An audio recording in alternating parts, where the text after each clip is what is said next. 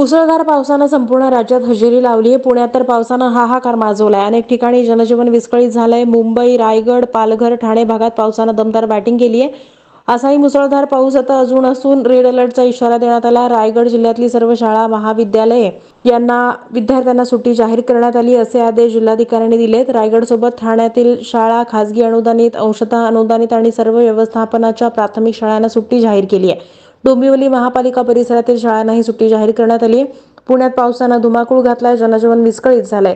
हवामान विभागानं जिल्ह्यातील काही भागात मुसळधार पावसाचा इशारा दिल्यानं पिंपरी चिंचवड, पुणे शहर, भोर जिल्हा, मुळशी, मावळ, खडकवासला धरण परिसर, खेड, जुन्नर, आंबेगाव तालुक्यातील घाटमाथ्यावरील शाळा बंद राहणार आहेत.